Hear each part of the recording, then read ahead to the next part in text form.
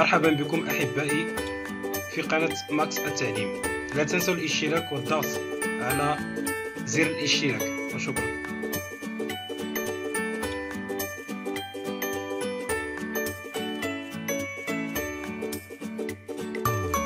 السلام عليكم ورحمة الله وبركاته إخواني. مرحبا بكم في قناتنا التربوية ماكس التعليم. Bonjour. Aujourd'hui, nous allons aborder une leçon de communication importante. Il s'agit de la phrase interrogative.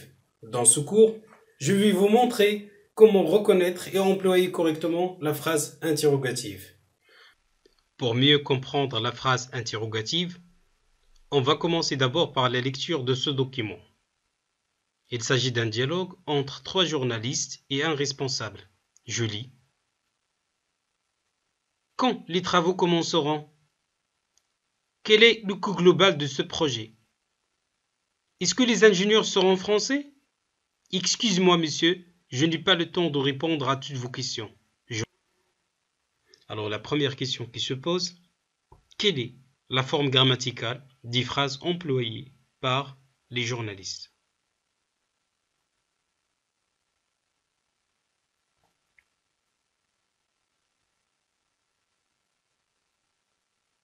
Vous allez remarquer que les phrases employées par les journalistes sont à la forme interrogative. La question suivante, par quoi se terminent ces phrases? Autrement dit, par quel signe de ponctuation se terminent ces phrases? Vous allez constater également que ces phrases-là se terminent par un point d'interrogation. Je répète, ces phrases se terminent par un point d'interrogation. C'est pour cela d'ailleurs on les appelle des phrases interrogatives. Alors, on peut déduire à partir de ce dialogue que la phrase interrogative, c'est une phrase qui se termine par un point d'interrogation à l'écrit, alors qu'à l'oral,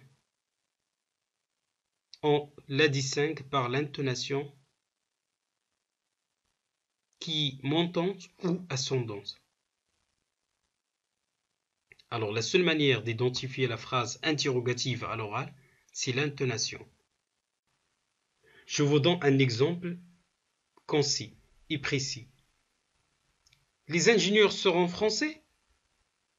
Alors, le seul indice qu'on a ici pour identifier la phrase interrogative à l'oral est l'intonation qui est montante et ascendante. Alors, auquel de ces interrogations peut-on répondre par oui ou par non?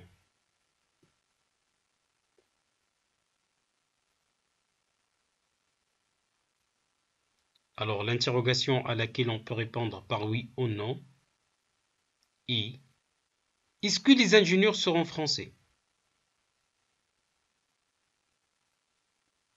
Alors, cette phrase, c'est une interrogation totale.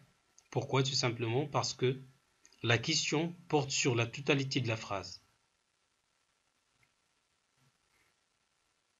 Alors, la phrase ou l'interrogation à laquelle on peut répondre par oui ou par non, c'est ce qu'on appelle l'interrogation totale.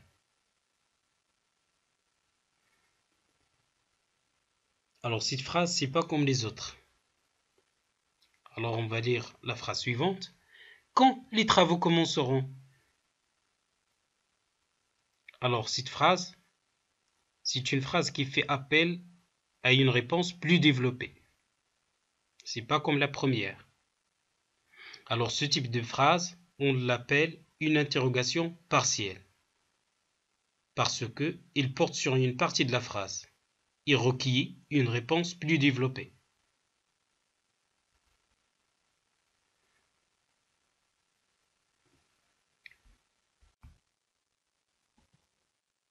La phrase interrogative est une phrase qui sert à poser une question. il se termine par un point d'interrogation à l'écrit, tandis qu'à l'oral, on les distingue par l'intonation qui est montante.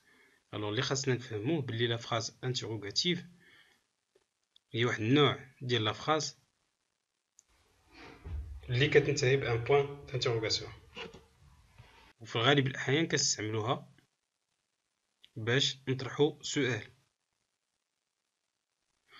هاد الشي في l'écrit. أما بالنسبة للغة،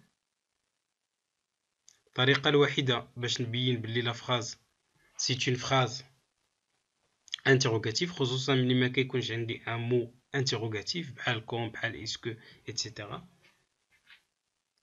الطريقة الوحيدة هي أنني نستعمل سكون أبيل لانتوناسيون. نعطيك ان اكزومبل. علي فا ليكول. الوغ هنايا بينت لانتوناسيون باش نبين بلي هي اون phrase interrogative. Il existe trois formes de la phrase interrogative. La première forme, je vous donne un exemple. Est-ce que tu as fait l'exercice? Alors, dans ce premier exemple, on a utilisé l'expression interrogative est-ce que. Alors, pour toujours former une interrogation, je peux utiliser est-ce que plus la phrase affirmative. Deuxième forme de l'interrogation. As-tu fait l'exercice? Alors là, vous allez constater l'inversion du sujet. Et la troisième forme d'interrogation. Tu as fait l'exercice? Alors là, j'ai démontré l'intonation. Il y a deux types d'interrogation. Il y a l'interrogation totale. On dit qu'une interrogation est totale quand on peut y répondre par oui ou par non. Il est partiel quand il porte sur une partie de la phrase et requiert une réponse plus développée. Alors je vous donne l'exemple d'une phrase ou bien d'une interrogation totale. Est-ce que tu as fait l'exercice? Alors, cette interrogation, c'est une interrogation à laquelle on peut répondre par oui ou par non. Oui, j'ai fait l'exercice, ou bien non. Alors, le deuxième type est partiel. Pourquoi? Parce qu'il porte sur une partie de la phrase et requiert une réponse plus développée. Je vous donne un exemple. La phrase partielle ou l'interrogation partielle peut porter sur le temps. Je vous donne un exemple. Quand voyageras-tu? Il peut porter sur le lieu. Exemple. Où veux-tu aller? Il peut porter sur la cause. Pourquoi ne m'as pas-tu rien dit?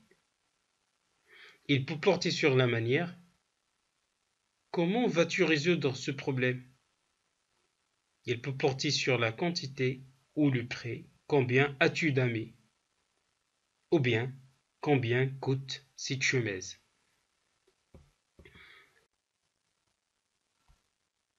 L'interrogation peut porter également sur le sujet. Qui a fait ce bruit? L'interrogation aussi peut porter sur l'objet. Qu'est-ce que tu fabriques? Passons à la dernière étape de notre leçon, à savoir application. Alors je lis la question. Pose la question sur l'élément souligné. Alors nous avons deux phrases. Le professeur a choisi Kamal pour jouer le rôle du GA. La deuxième phrase. Je veux partir maintenant car j'ai des devoirs à faire. Alors ce qu'on va faire dans cet exercice, on va essayer à partir des mots soulignés de former des interrogations. Alors la réponse est la suivante. Qui a choisi le professeur pour jouer le rôle de GA? La deuxième réponse. Pourquoi tu veux partir maintenant?